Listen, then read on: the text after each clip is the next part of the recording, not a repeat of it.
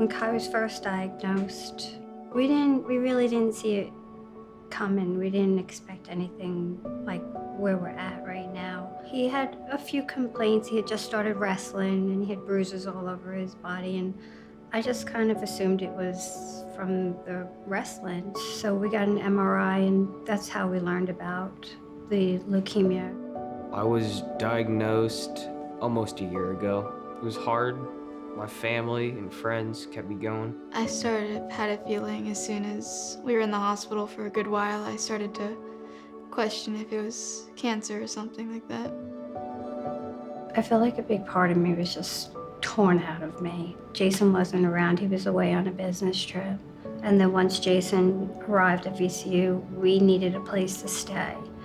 And we didn't know anybody in Richmond, and Richmond's a very far distance from where we live. So it was the Children's Hospital that recommended Ronald McDonald House. One of the first memories I had in the house was the three of us, Annalie, Kaylana, and I, were sitting in there. I think Kai was under surgery to get his port in or something like that.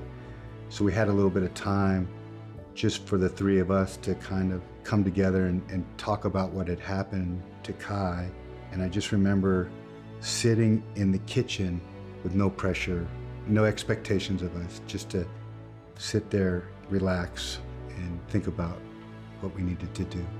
Just having a place to stay, to be close to Kai, that's tremendous. There's so much that the Ronald McDonald House did for us. There was so much love and hugs in that house. It was so healing. Whenever Annalie would come in, it was amazing. She just lifts everyone's spirits around her, and at this time when you wouldn't ever think that a family would be positive, she carried this lightness with her, and I know that they continue to touch people.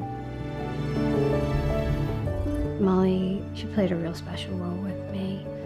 She felt like a guardian angel, to be honest with you. She was just there when I needed somebody the most, and I had nobody. And then the Ronald McDonald House of Charities in the hospital, they were there for us when Kai was in the hospital.